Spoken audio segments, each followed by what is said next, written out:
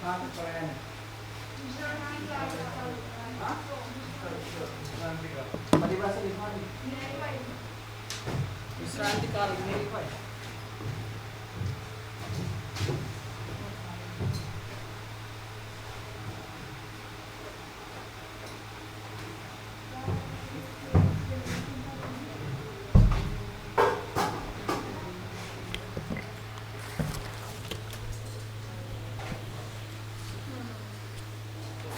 तो लिखो फिर विश्रांति काल की परिभाषा लिखो।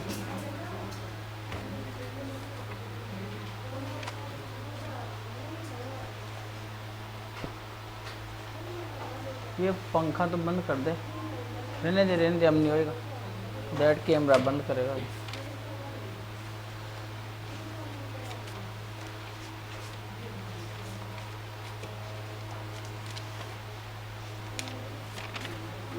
लिखो किसी मुक्त इलेक्ट्रॉन को विश्रांति काल टोपी डाल रखा है तुमने?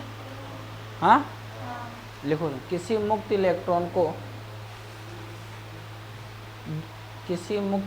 को दो क्रमागत टकराव के मध्य किसी मुक्त इलेक्ट्रॉन को दो क्रमागत टकराव के मध्य दो क्रमागत टकराव के मध्य मुक्त पथ पर चलने में लगा समय मुक्त पथ पर चलने में लगा समय मुक्त पथ पर चलने में लगा समय मुक्त पथ पर चलने में लगा समय विश्रांति काल कहलाता है। विश्रांति काल कहलाता है। इसे सामान्यतः टोसें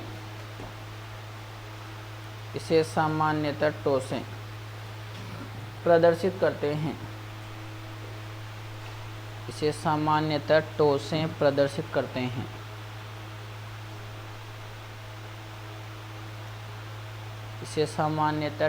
प्रदर्शित करते हैं। लिख लिया? स्टार लगा लिखना। फिर टो का SI मात्रक सेकंड होता है। टो का SI मात्रक सेकंड होता है।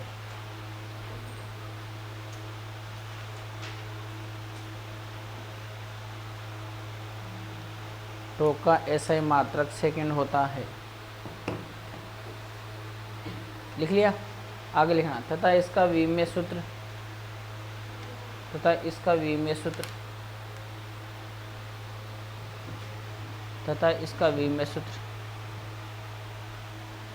कैपिटल क्या लिखोगे? T की पावर 1 होता है।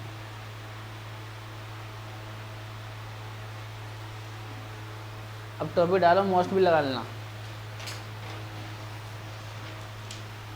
अपवाह चाल व विद्युत धारा के मध्य संबंध अपवाह चाल व विद्युत क्षेत्र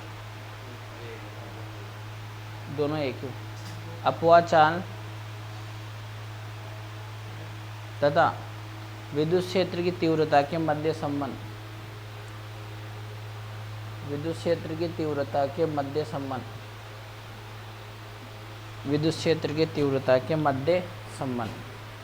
अथवा लगाओ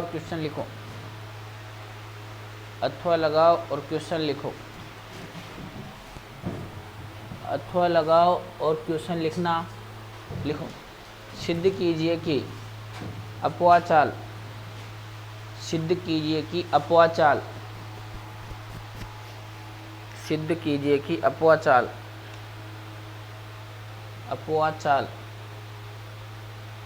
विद्युत क्षेत्र की तीव्रता के समानुपाती होती है।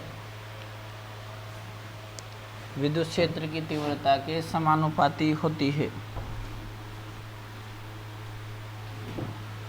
विद्युत क्षेत्र की तीव्रता के समानुपाती होती है।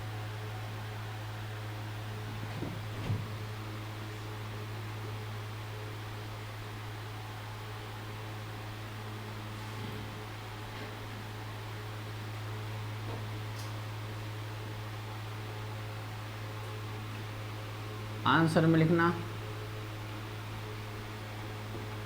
ये फोटो बनाओ।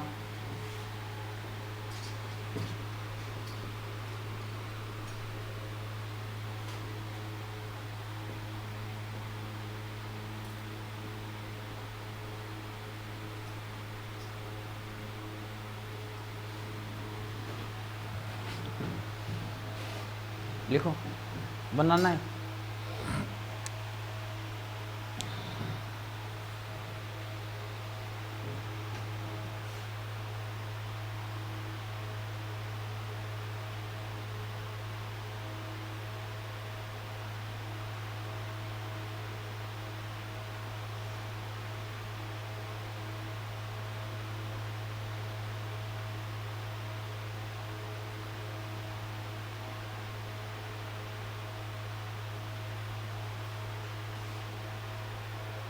लिख लिया? हाँ, बना लो फटाफट और लिखो, कॉपी देना।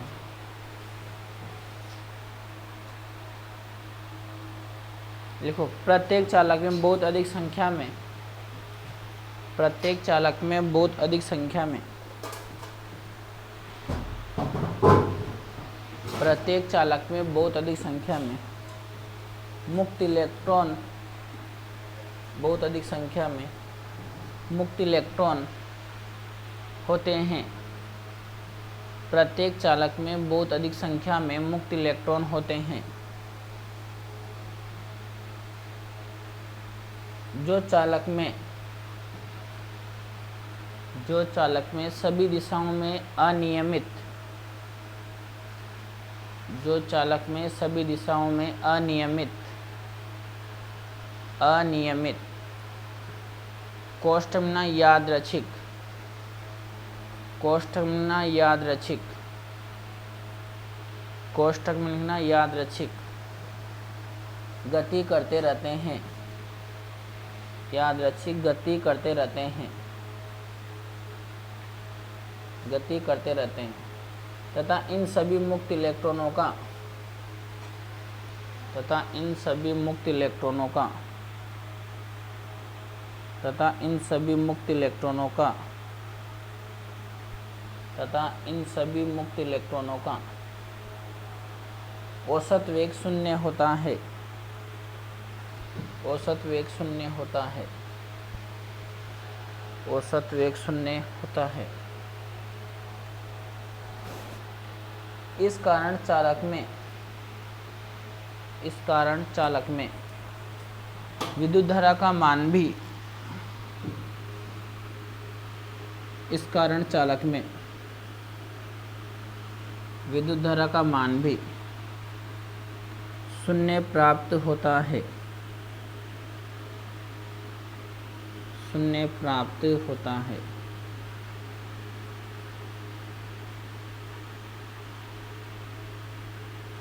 अब देखो, जैसे बैटरी लगाएंगे तो क्या प्रवाहित होगी, और इलेक्ट्रॉन तो कैसे निम्न विभव से उच्च विभव की ओर गति करेंगे।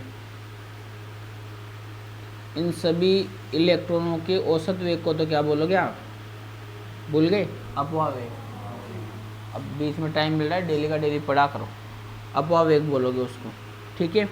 अब इस अपवाह वेग तो कहाँ होएगा, निम्न विभव से उच्च, इधर है अपवाह वेग, इधर जा रहा है, और यहाँ कौन है, ई आउट। वैसे बनता कहाँ है रियल में, चालक के अंदर, यह है ई आउट, बाह्य विद्युत क्षेत्र, बाह्य विद्युत क्षेत्र, ठीक है। इधर जा रहे हैं इलेक्ट्रॉन। चलो मैं कुछ नई चीज़ बताता हूँ, तुम याद रखना उसको, अभी तो लिख लेना पेज के ऊपर। और ऐसा ही होता है चालकों में,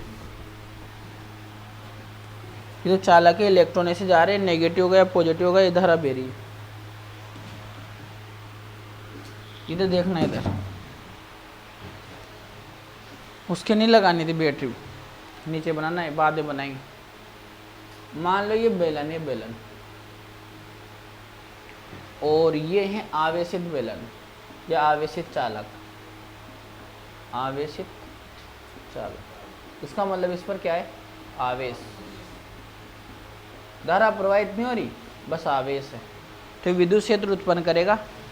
आवेशित चालक हो, आवेशित चालक हो, चाहे वो खोखला हो या ठोस हो, बेलन हो, कुछ भी हो, इधर से घन हो, घनाभ हो, गोला हो, कुछ भी हो, उसके अंदर विद्युत क्षेत्र होगा 0।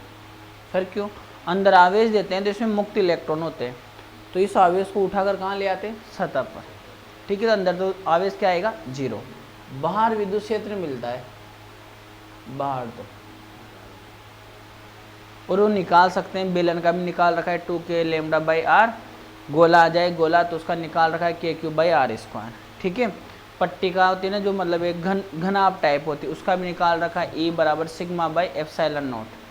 प्लेट का अलग होता है, σ/2ε0। प्लेट का मतलब पेज और पट्टिका का मतलब घनाभ, मान लो आप घनाभ। ठीक है, अब सुनो, ये तो हो गया ऐसा सर, ये तो पढ़ा रखा था आपने। नया क्या है? ये है, इसमें धारा प्रवाहित हो रही है, इसके अंदर क्या प्रवाहित हो रही है? धारा। ये धारावाही चालक है, मतलब इसमें धारा प्रवाहित हो रही है। मैंने स्टार्टिंग में पहली क्लास में बताया था, धारा प्रवाहित होने का मतलब ये नहीं कि इसके पास आवेश की कमी है, मतलब इलेक्ट्रॉन की कमी या अधिकता है। आवेश इसमें से क्या हो रहा है? बह रहा है, मतलब प्रवाहित हो रहा है, लेकिन उतना ही आवेश है जितना पहले था, मतलब इलेक्ट्रॉन प्रोटॉन की संख्या क्या है? समान। और यहाँ पर इलेक्ट्रॉन निकाल लिए गए हैं इससे, तो और माइनस आ जाए तो बाहर से इलेक्ट्रॉन दिए। इस कंडीशन में क्या होता है? अंदर तो E ≠ 0, और इसकी वैल्यू होती है, तुमने निकाल रखा होगा E बराबर, E का मान या तो इसे निकालो तो V/L से। V/L क्या है सर? L तो विभवांतर है, L तो क्या है, क्या बोलते हैं, लंबाई है, और ये V क्या है? जो बैटरी लगाई है ना तुमने, उसका विभव है। मान लो यहीं पर बैटरी लगाई हो तुमने, ये यहीं पर क्या लगा दी? बैटरी, माइनस प्लस, ये V वोल्ट आ गया। तो इसके अंदर तो विद्युत क्षेत्र होगा जिसका मान होगा V/L। V बढ़ाओगे तो ये भी बढ़ता जाएगा, लेकिन इसके जस्ट बाहर, इसके यहीं पर E आउट का मान क्या मिलेगा? 0। आगे बात समझ में? यदि ये ऐसा मिलता ना, एक किसी भी वायर में कोई भी चिड़िया नहीं बैठती, आवेश मिल जाता तो इसके बाहर क्या होता? विद्युत क्षेत्र।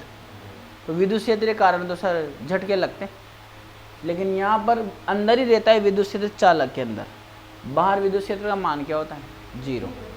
तो मैंने इसके अंदर ये इलेक्ट्रॉन गति करवा रहा हूँ ना, इसका मतलब इसके अंदर ही क्या है? विद्युत क्षेत्र, बाहर नहीं होगा। जब भी मैं कई बार लिखूँगा बैटरी लगाकर चालक के अंदर विद्युत क्षेत्र उत्पन्न किया जाता है या विद्युत क्षेत्र उत्पन्न हो जाता है, तो अंदर ही होगा, बाहर नहीं होगा। तो इनको कहीं लिखो, तुम पेज के ऊपर लिख लो, हाँ इन दोनों को, और ये इधर बना लो। ध्यान रखना इस बात को, धारा बह रही हो तब तो अंदर होगा, बाहर 0 होगा, और जब आवेशित है तो अंदर 0 होगा। अंदर 0 क्यों होगा सर? दो है ये, गाउस के नियम के अनुसार अंदर सिग्मा क्यू का मान 0 आया था।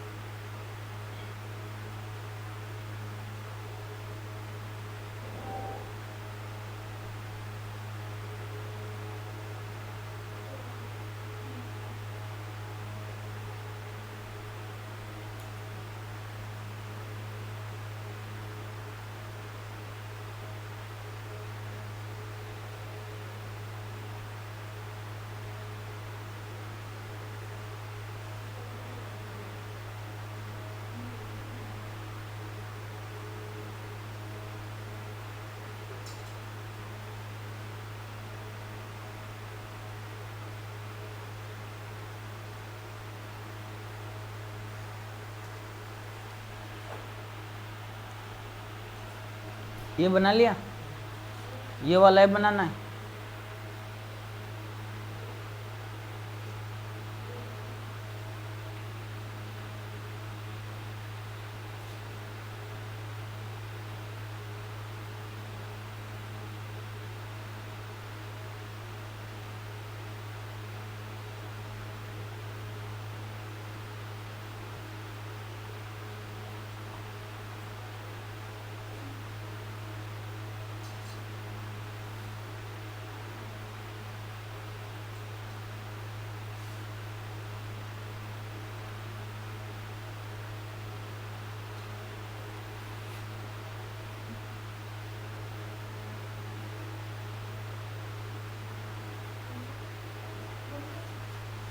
लिखा है, लिखो। जब चालक के सिरों के मध्य, एक काम करना, इसके नीचे एक लाइन लिख लेना डायग्राम में, बाह्य विद्युत क्षेत्र की उपस्थिति में, बाह्य विद्युत क्षेत्र की उपस्थिति में,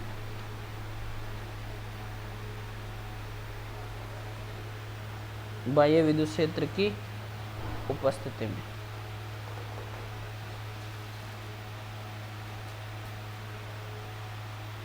ओ इसके नीचे लिखनी है।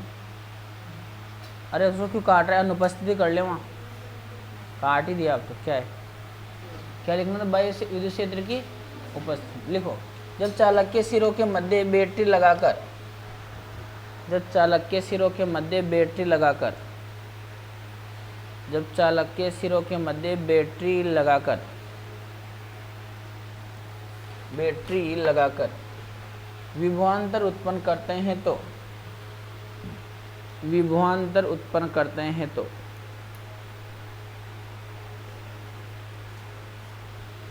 विभवांतर उत्पन्न करते हैं तो चालक में उपस्थित मुक्त इलेक्ट्रॉन पर, चालक में उपस्थित मुक्त इलेक्ट्रॉन पर, चालक में उपस्थित मुक्त इलेक्ट्रॉन पर, चालक में उपस्थित मुक्त इलेक्ट्रॉनों का नाम पर, मुक्त इलेक्ट्रॉनों पर विद्युत क्षेत्र की विपरीत दिशा में, विद्युत क्षेत्र की विपरीत दिशा में, विद्युत क्षेत्र की विपरीत दिशा में एक विद्युत बल, एक विद्युत बल, एक विद्युत बल, विद्युत क्षेत्र की विपरीत दिशा में एक विद्युत बल, कोष्ठ में क्या लिखोगे, एफ वेक्टर बराबर minus small E capital E vector, याद है ना, कहाँ याद है सर, एफ वेक्टर बराबर माइनस ई वेक्टर लिख लिया। कार्य करता है, इस बल के कारण इलेक्ट्रॉन, इस बल के कारण इलेक्ट्रॉन, इस बल के कारण इलेक्ट्रॉन विद्युत क्षेत्र की विपरीत दिशा में, इस बल के कारण इलेक्ट्रॉन विद्युत क्षेत्र की विपरीत दिशा में, इस बल के कारण इलेक्ट्रॉन विद्युत क्षेत्र की विपरीत दिशा में त्वरित गति करने लगते हैं, त्वरित गति करने लगते हैं, लिख लिया, त्वरित, त्वरित एक्सीलरेटेड, त्वरित गति करने लगते हैं। आगे लिखना अगली लाइन से, चालक के मुक्त इलेक्ट्रॉनों पर, चालक के मुक्त इलेक्ट्रॉनों पर, चालक के मुक्त इलेक्ट्रॉनों पर विद्युत क्षेत्र के कारण लगने वाला विद्युत बल, विद्युत क्षेत्र के कारण लगने वाला विद्युत बल, विद्युत क्षेत्र के कारण लगने वाला विद्युत बल, विद्युत बल। नेक्स्ट विद्युत बल, एफ वेक्टर बराबर, ये लिखो, एफ वेक्टर बराबर, एफ वेक्टर बराबर minus E small E capital E vector,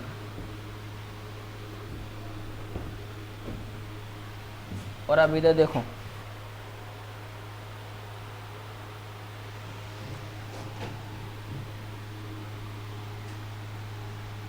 इसको दे देना समीकरण 1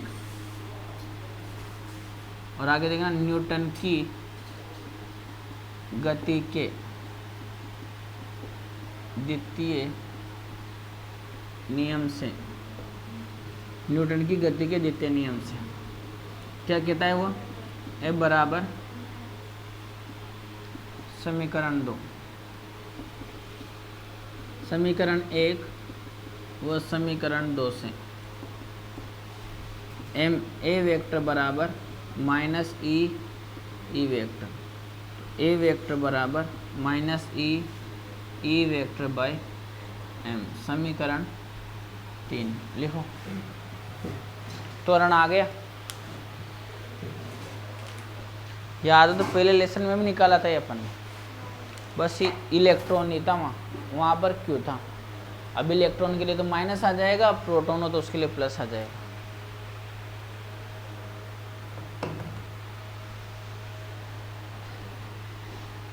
ये वो इलेक्ट्रॉन जो त्वरित गति कर रहा है ना, उसका त्वरण है। और अपने पास त्वरण हो, त्वरण एक समान त्वरण, तो अपन न्यूटन की गति की समीकरण लगा सकते हैं। ऐसा 11th में पढ़ा था अपन ने, लिख ले। हाँ चलो आगे इसके जस्ट बाद लिखना अपवा गति कर रहे इलेक्ट्रॉन का त्वरण, अपवा गति कर रहे इलेक्ट्रॉन का त्वरण, अपवा गति कर रहे इलेक्ट्रॉन का त्वरण, इलेक्ट्रॉन का त्वरण विश्रांति काल टो, विश्रांति काल टो तक ही नियत रहता है, विश्रांति काल टो तक ही नियत रहता है, तक ही नियत रहता है। सर उसके बाद क्या होगा, विश्रांति काल क्या था, इलेक्ट्रॉन यहाँ से टक्कर के, फिर दूसरी जब तक वो टक्कर नहीं करेगा ना, तब तक वो जो समय लगा उसको तो क्या बोलेंगे, विश्रांति काल। और यहाँ से टक्कर करने के बाद जब तक वहाँ टक्कर नहीं करेगा ना, इस पूरे बीच के समय में ए का मान क्या रहेगा, नियत। ठीक है सर, कारण क्या है नियत रहने का, उसमें देखो ई भी नियत, एम भी नियत और बड़ा ए भी नियत। बड़ा ए तो तब चेंज होगा जैसे हम विभवांतर चेंज करेंगे। एक समान विद्युत क्षेत्र बनता है चालक के अंदर, ठीक है ना, तो वोल्टेज तो फिक्स है तो ई भी फिक्स है, तो फिर सर उसका त्वरण हमेशा ही चेंज, मतलब हमेशा सेम रहेगा। सेम तब तक नहीं रहेगा, सॉरी जब चेंज होएगा जब वो टक्कर करेगा। यहाँ टक्कर हुई, चलना स्टार्ट किया इसने, फिर जब तक टक्कर नहीं हो जाएगी ना तब तक तो सेम रहेगा। टक्कर होते ही वेग में कमी होगी तो फिर मंदन आ जाएगा, फिर वो विद्युत क्षेत्र के कारण फिर बल लगेगा, धीरे धीरे वो स्पीड बढ़ाएगा। याद करो मैंने कहा था कि वो गिर जाता है, कोई दौड़ रहे हैं, गिर गया फिर उठेगा फिर चलेगा, फिर मानो और गिर गया फिर उठेगा फिर दौड़ेगा, दौड़ा दौड़ा फिर गिर गया। गिरने का मतलब क्या है, यहाँ पर बीच बीच में उस इलेक्ट्रॉन में क्या होती रहेगी, टक्कर। अब क्यों हो रही है टक्कर, सर इलेक्ट्रॉन इतने मुक्त इलेक्ट्रॉन बहुत सारे। आ गई बात समझ में। तो कब तक नियत है, तो तक क्या, त्वरण। तो गति की समीकरण आप कितने समय तक लगा सकते हो, ओनली टो तक। गति की समीकरण हम उस स्थिति में लगाते हैं जब त्वरण नियत हो। त्वरण चेंज होने का मतलब है कि आप गति की समीकरण नहीं लगा सकते। ठीक है, चलो आगे लिखो। इसके पश्चात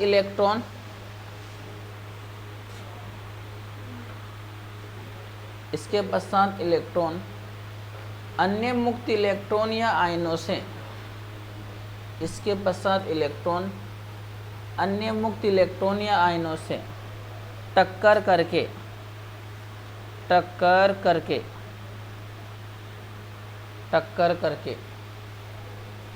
अन्य मुक्त इलेक्ट्रॉन या आयनों से टक्कर करके अपनी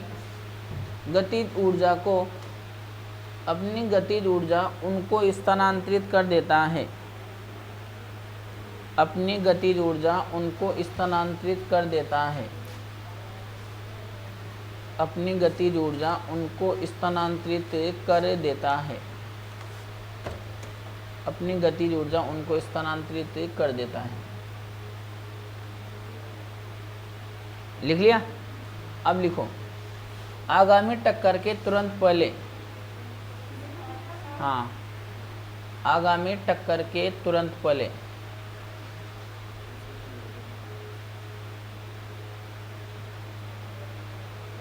आगामी टक्कर के तुरंत पहले माना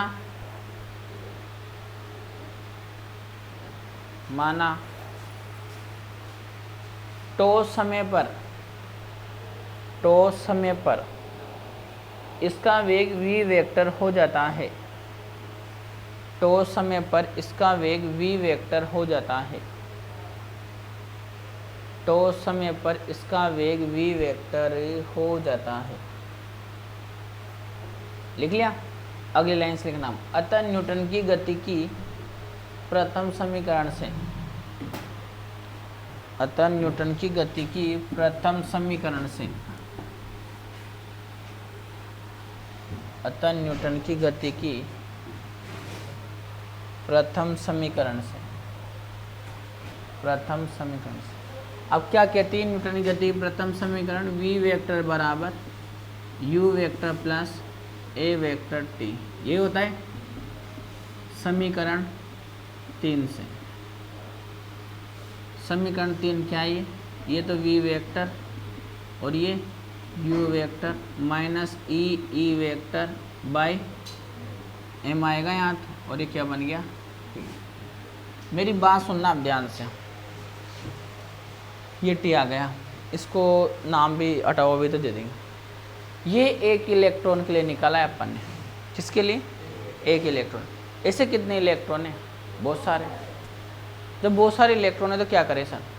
जब भी आप किसी सिलेंडर के अंदर गैस भरी है, गैस, उसका वर्ग माध्य मूल वेग औसत वेग निकाल रहे हो, मतलब गैसों की गति का, गैसों के अणुओं की गति का अध्ययन कर रहे हो, या चालक में मुक्त इलेक्ट्रॉनों की गति का अध्ययन कर रहे हो, तो आप वेग ना निकालें, पहले तो वेग निकाले, फिर उससे निकाले औसत वेग।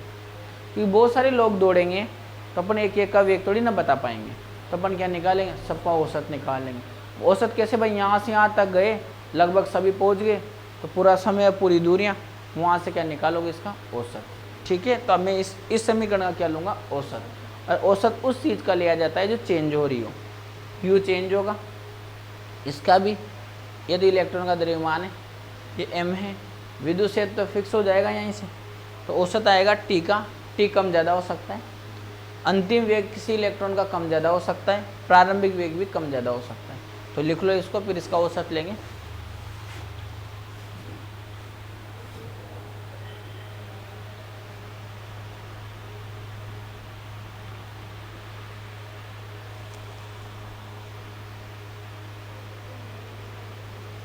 लिखा है?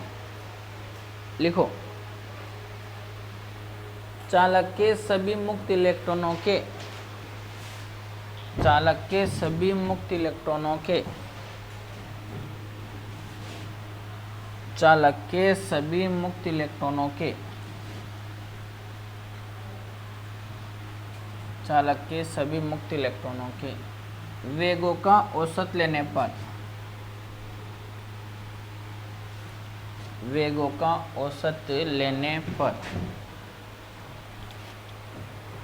वेगों का औसत लेने पर, तो क्या औसत लोगे? इधर देखते जाओ, और जो चीज़ में बोलो ना उसको ध्यान रखना। इधर देखो आप, ये अंतिम वेग कब का है? जब आपने बैटरी लगा दी, बैटरी लगाने के बाद का ये अंतिम वेग है। तो उस स्थिति में जो वेग था ना, वो था अपवाह वेग के बराबर। बैटरी लगाने के बाद सभी का औसत वेग क्या कहलाता है? अपवाह वेग। नहीं पता है अपवाह वेग की परिभाषा? फिर प्रारंभिक वेग, सर जब आपने बैटरी लगाई ना, लगाने से पहले का है, बैटरी लगाने से पहले सभी का औसत वेग कितना था? 0।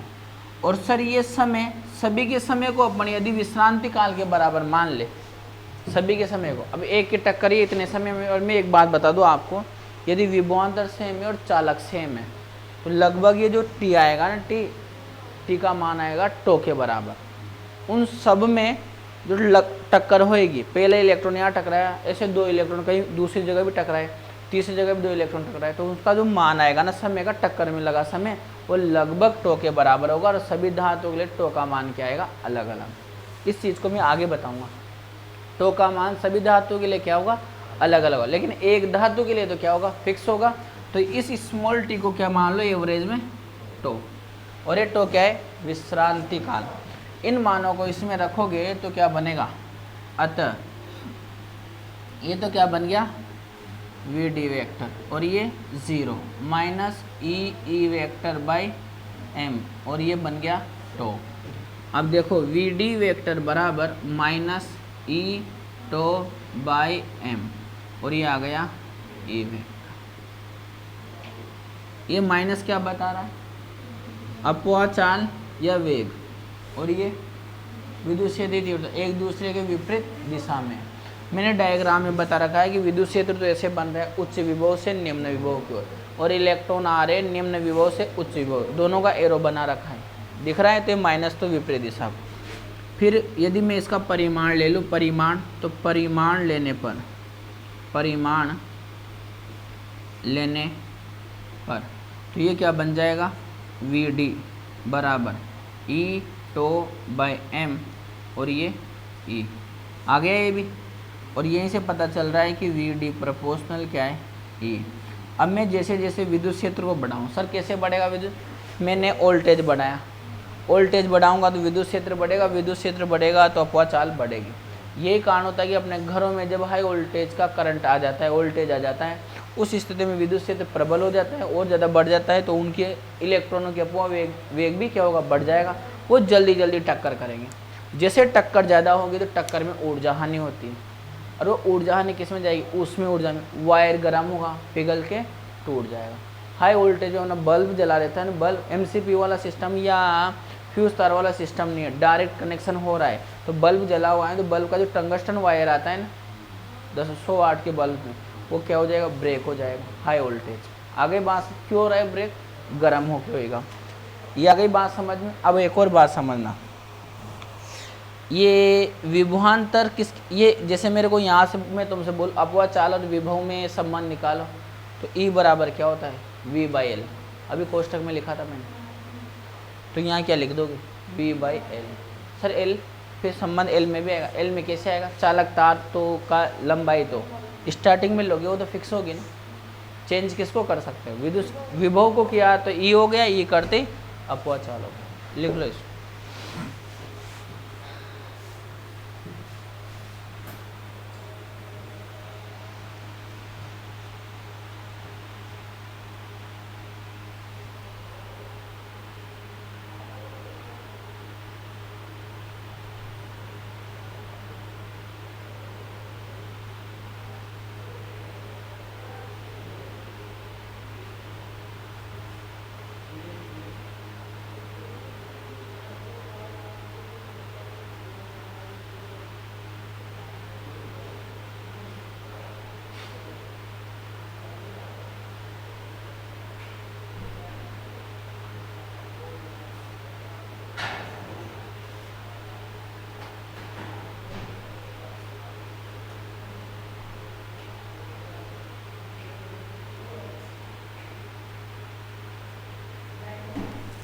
चलें, लिख लिया ना। तुम सबकी तबीयत खराब है क्या,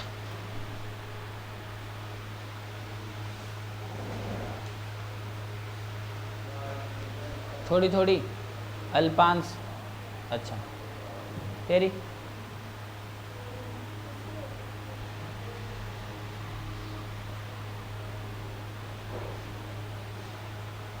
फास्ट फूड मत खाया करो, खाते हो फिर भी तबीयत खराब है।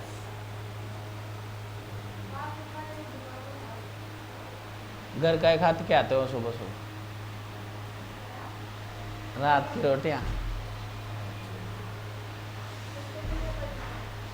चलो लिखो जल्दी, लिखा दे आगे, हाँ यहाँ तक लिख दिया ना। लिखो, यहाँ ऋणात्मक चिन्ह ये प्रदर्शित करता है कि, यहाँ ऋणात्मक चिन्ह यह प्रदर्शित करता है कि, यहाँ ऋणात्मक चिन्ह यह प्रदर्शित करता है कि इलेक्ट्रॉन का अपवावेग, क्वेश्चन में चाल भी लिख लेना, इलेक्ट्रॉन का अपवावेग, चाल भी लिखना, इलेक्ट्रॉन का अपवावेग, चाल भी लिख लेना, अपवावेग कोमा आरोपित विद्युत क्षेत्र के, अपवावेग आरोपित विद्युत क्षेत्र के विपरीत दिशा में होता है, आरोपित विद्युत क्षेत्र के विपरीत दिशा में होता है,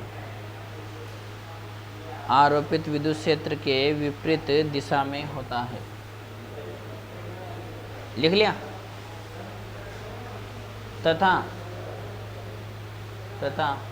चालकों में मुक्त इलेक्ट्रॉनों का अपवावेग,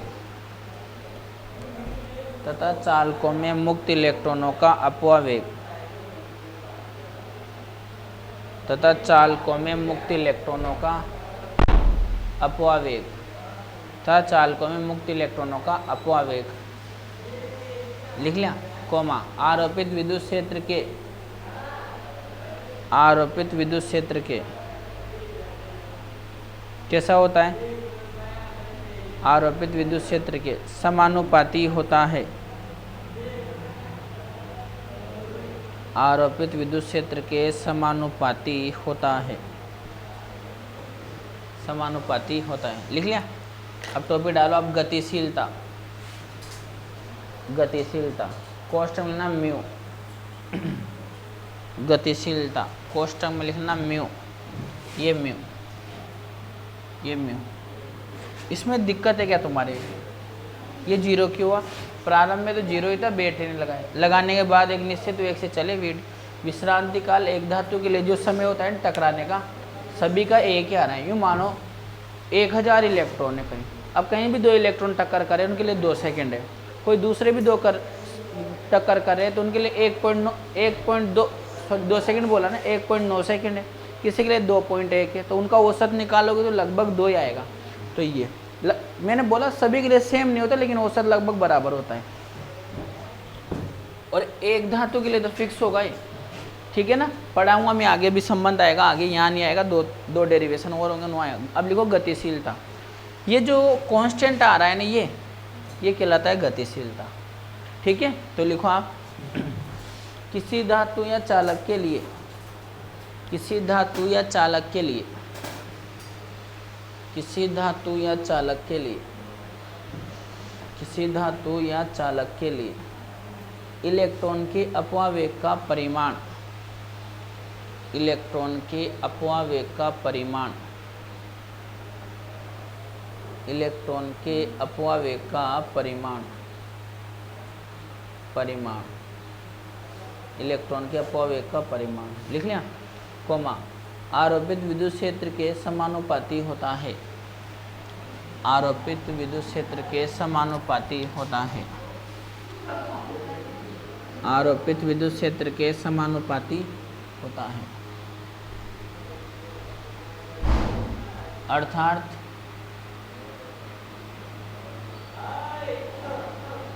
अर्थात ये लिखो VD प्रोपोर्शनल E, VD बराबर mu E, VD proportional E, VD बराबर म्यू ई। लिख लिया। लिखो यहाँ म्यू एक नियतांक है, यहाँ म्यू एक नियतांक है जिसे इलेक्ट्रॉन की गतिशीलता कहते हैं,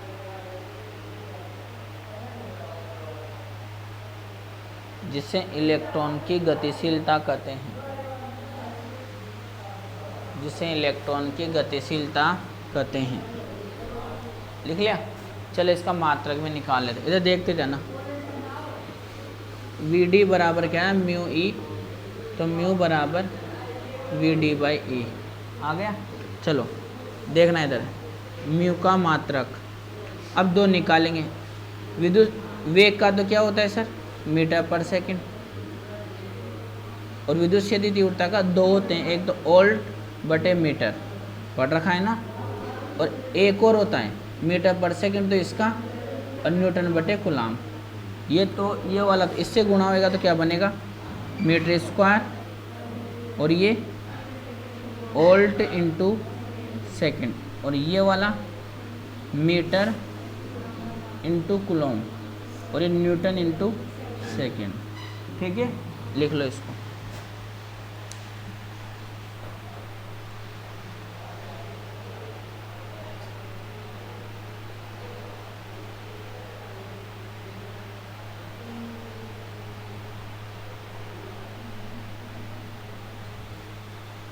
विमेय सूत्र भी निकाल लो इसका,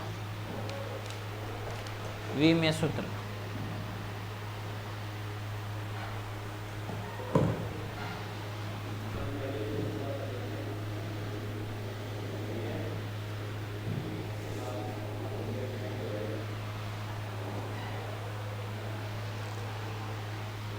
क्या आएगा, विमेय सूत्र, इससे निकाल लो म्यू की विमा इस वाले से। तो L1 तो इसकी आ गई मीटर की, कूलाम की A1 T1, और इसकी M1 L1 T-2, और इसकी समय की T1। ऊपर ले चलो सबको, इससे तो ये गया, इससे भी गया, M-1 T2 A1। ठीक है, इससे निकालिए मैंने।